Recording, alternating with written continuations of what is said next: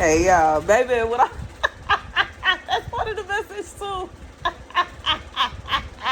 My wave was the deuces.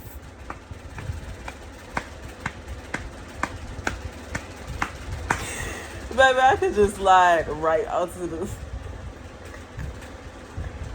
The deuces was the hello.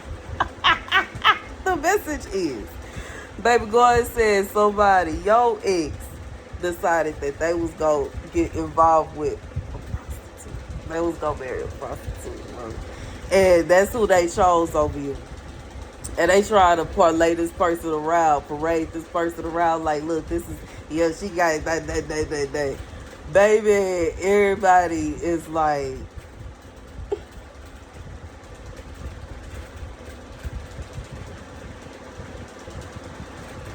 could you imagine it?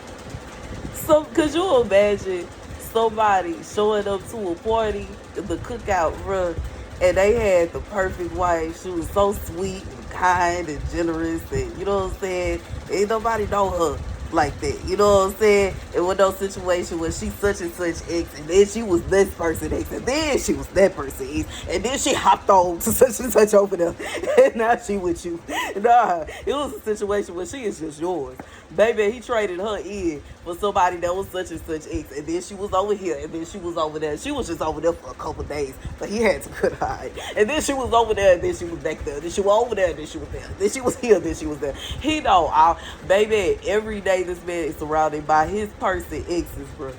Every day he is surrounded by people that are carrying on, sleeping with his wife, bro. That's what he got going, and sit there like he proud.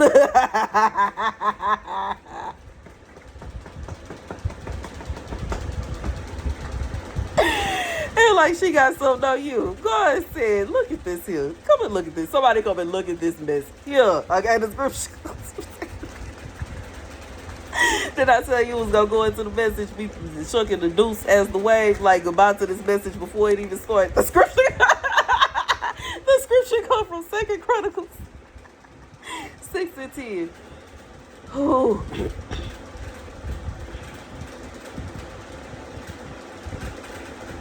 Oh, 6 and 2 and then 6 and 10. Okay, so 6 and 2 is, but I have built a house and of an habitation for thee, and a place for thy dwelling forever. And 6 and 10, the Lord therefore hath performed his word that he hath spoken, for I am risen up in the room of David my father, and am set on the throne of Israel, as the Lord promised, and have built a house for the name of the God of Israel. God said, this is somebody, you are building a house for the Lord your God, your Father in heaven. You don't have time to concern yourself with what prostitutes are doing, and prostitutes and whoremongers. Okay, in the scripture it says, there is no room for whoremongers in the kingdom of heaven. There is no room for whoremongers in the kingdom of heaven. That is in the Bible. It's in the Bible. I believe it's Ezekiel, but I could be wrong. But I know it's in there because I got that on the message, and I was in shock at the bar, but I was like, this in the Bible? And people was in the comments like, yes, sis. There is no room for whoremongers in the kingdom of heaven.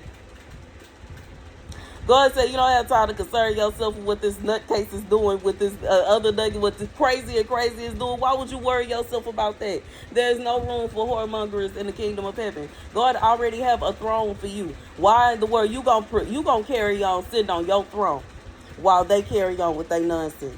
And you just gonna know for a fact that there is no room for whoremongers in the kingdom of heaven. So you ain't even got to worry about them.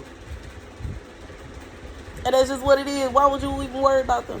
Why would you even be concerned? But you know, I feel like this may be a situation where maybe these people is watching you or something, or maybe they think that you are, or maybe they assume you will be, or they think this, that, and the third. Baby, let me tell you about life and how she ain't nothing to be jealous of.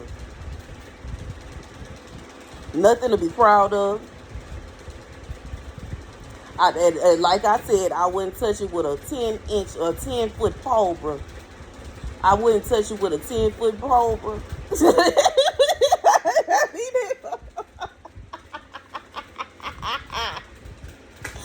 Do your thing. For my G.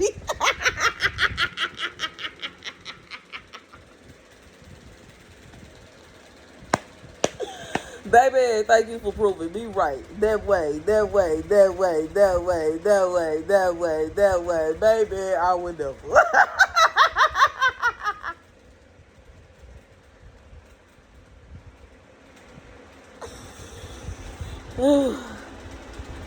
I'm going to say the wildest thing about this message, whoever, like, this is somebody, you would be nauseous seeing these people. Like, this person that they chose, bro.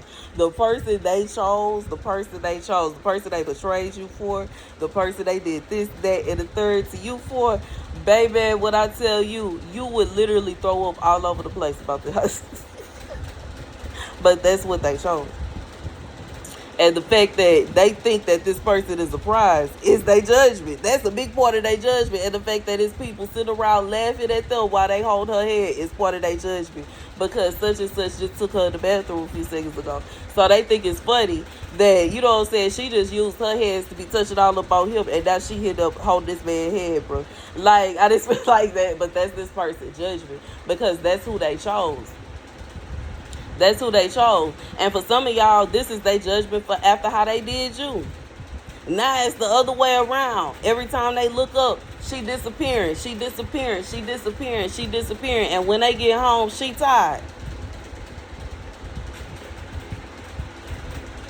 That's their judgment though. That's this person's judgment though. That is their judgment though. That is their judgment though. That is their judgment though. That is their judgment though. That is their judgment though. That is this man's judgment for how he treated you, how he did you. He looked stupid. He looked like a clown. God said he looked like a whole clown trying to act like, no, look, I can be a boyfriend. I can be a good husband. Look, I'm a husband of her. I'm a husband of her. Everybody been her husband, bro. Everybody, the whole group, everybody, all your friends have had this woman, bro. And I get it. We not young. It ain't a situation where everybody is just, you know what I'm saying, like, past a certain age, you can really just say that you only been with one person. But come on now, obviously, a normal woman is not going to have the same amount of body count as somebody that is literally making money off of sleeping with people. She probably is going after 10, 15 men a night, bruh. Off the charts. No offense, but off the charts. No offense, but off the charts. Oh, and what this is being described as a man that's taking this woman out and she just going back and back and back and back. And the wildest thing about it is because it's one thing when it's an understanding that, you know what I'm saying? Because I feel like if it was a situation where he was her PIMP, then it would be a situation where God was more so saying that this was like a business relationship or something, like a manager or something like that, or a bodyguard, or he was just calling for what it is, to be honest. But I feel like this man is really looking at this woman as his wife, like that's his counterpart, while simultaneously she's selling herself for money. And he is actually confidently believing to himself that this relationship is better than him being with someone that is not doing what she is doing. God said for somebody, y'all make the same amount of money and you don't have to bust your legs open to get it. That's a mic drop. This man got to sit there and watch her go and sleep with all these men in order for her to earn a living. But when he was with you, he ain't have to do that. When he was with you, you wasn't going dipping off with nobody. You went to work, bruh. You worked.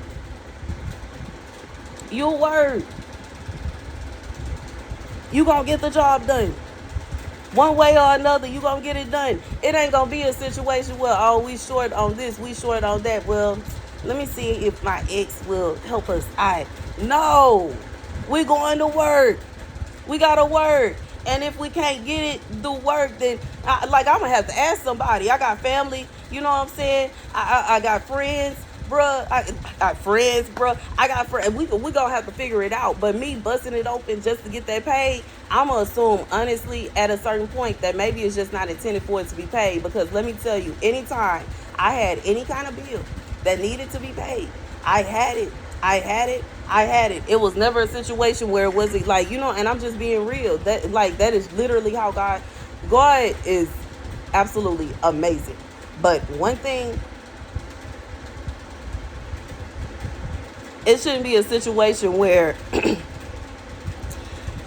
your protector and provider is telling you that you need to figure out a way to provide for him to such an extent that you are basically selling your soul in order for y'all to survive. And God said the problem that he has with this situation here is not only is this man acting as if this woman is so much better than you are, but it's the fact that morally you are better. Like, when it comes to having a code of ethics, you're better. When it comes to your morals, you're better. When it comes to how you treat others, you're better. When it comes to how you treat him, you're better. When it comes to how you look, that is subjective, but you know what I'm saying. And I'll just be honest. I just feel like there's somebody that they losing. And it's like they trying to make you look bad. You don't look bad. They look a mess. God said it, like, really, you literally not going out and not trying to be a thought pocket and not being in the streets and you're not trying to be in people's faces. It make them look even worse, bro. Because they traded in a good girl for a thought. That's the message. Thank you guys for watching. Be sure to like, share, and subscribe.